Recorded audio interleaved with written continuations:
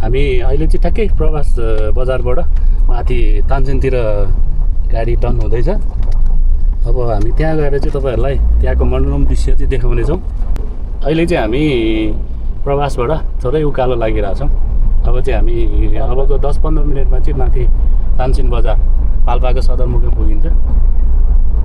पोखरा चाहिँ यता राइट जाने हो।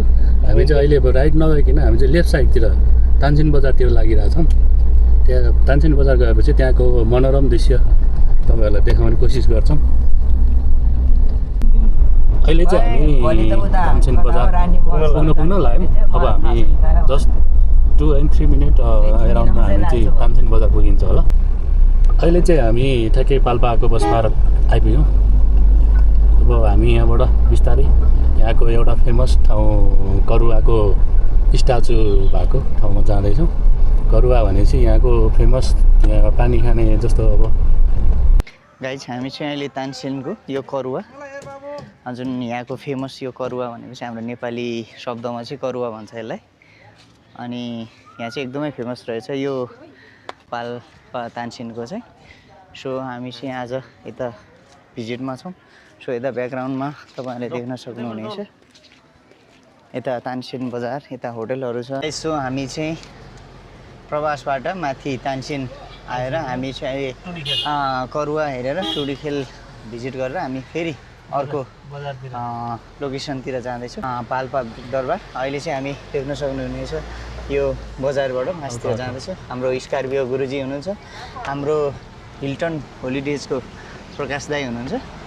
हामी चाहिँ प्रकाश दाईसँग आज 4 डेजको टुरमा, जस आज सेकेन्ड डे हाम्रो, जस हाम्रो बस चाहिँ पार्किङमा छ। सो हामी चाहिँ सानो स्कर्पियोमा चाहिँ तानसेन बजार चाहिँ हामी भिजिटको लागि आएको छौँ। लोकेसनहरू धेरै छ, त्यो लोकेसनहरू पनि हामी कन्फर्म गर्नको लागि हामी माथि जाँदैछौँ।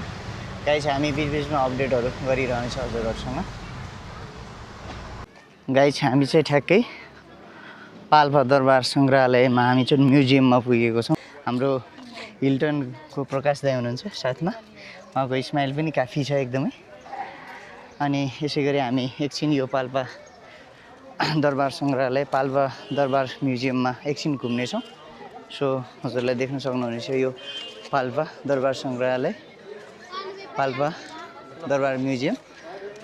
सो वरिपरि एकदम रमणीय दृश्यहरू छ। अनि यता प्रकाश दाई, हजुर केही भन्नुहोस् प्रकाश दाई। हामी पाल्पा आएसँगै हजुरलाई कस्तो अनुभव भइरहेछ?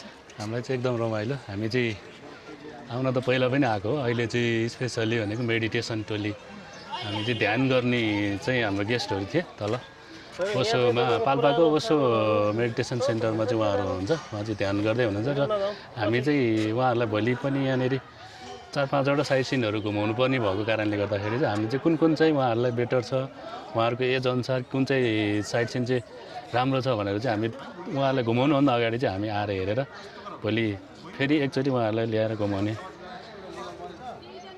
उ गर्दैछौँ। हस्, धन्यवाद प्रकाश दाई। हामी सबैजना यता छौँ, भोलि हामी फेरि पनि यहाँ साइट सिनको लागि आउनेछौँ। आज चाहिँ हामी मात्रै साइट सिनहरू भिजिट गर्न आएको छौँ, भोलि हामी गेस्टलाई भिजिट गराउनेछौँ। दरबारको अपोजिट साइडमा चाहिँ उहाँको पसलको लोकेसन छ। ढाका पसल हो। मैले हजुरलाई अब सुपथ मूल्यमा हजुरलाई चाहिँ उपलब्ध गराउन सक्छु होइन। आउनु होला, यहाँ भिजिट गर्नुहोस्, हेर्नुहोस् हजुरलाई कस्तो मनपर्छ। साडीहरू छ, कोटहरू छ, टोपीहरू छ, ब्यागहरू छ, हरेक चिजहरू छ, बच्चाको कपडाहरू छ, सब चिजहरू छ। अनि आउनु होला, यहाँ सुपथ मूल्यमा हजुरलाई भने जस्तो तरिकाले चाहिँ उपलब्ध गराउँछु। हस्, थ्याङ्क यू दाइ। यहाँबाट चाहिँ लेफ्ट साइडतिर गयो भने रानीमल जान्छ र हामी चाहिँ अहिले आज रानीमल नगइकन हामी चाहिँ यता बतासे डाँडातिर चाहिँ लागिरहेछौँ। गाइज हामी चाहिँ तानसेनको बतासे डाँडा जाँदैछौँ। हावा पनि एकदमै चलिरहेछ। यता हाम्रो साथीहरू हुनुहुन्छ, हाम्रो यता प्रकाश दाई, यता मेरो भाइ, यता हाम्रो स्कर्पियो गुरुजी। हामी जस बतासे डाँडा जानेछौँ माथि। सो त्यहाँबाट देखिने दृश्य तपाईँहरूलाई देखाउनेछौँ। गाइज हामी चाहिँ अहिले माथि बतासे डाँडामा आइसकेको छौँ। यो हाम्रो तानसेनको बतासे डाँडा। सो यहाँ आउँदाखेरि चाहिँ एकदमै हरियाली अनि एकदमै रमणीय दृश्यहरू देखेँ। एकदमै हावा पनि एकदमै चल्ने रहेछ। नामअनुसारकै बतासे डाँडा, हावाहरू एकदमै चलिरहेछ। वरिपरि एकदमै हरियाली अनि एकदम वरिपरिको दृश्यहरूले पनि मनै एकदमै लोभ्याउने टाइपको रहेछ। गाइस हामी चाहिँ बतासे डाँडाबाट तल ओर्लिँदैछौँ सो तानसेन बजारतर्फ। हाम्रो गाडी तल छ।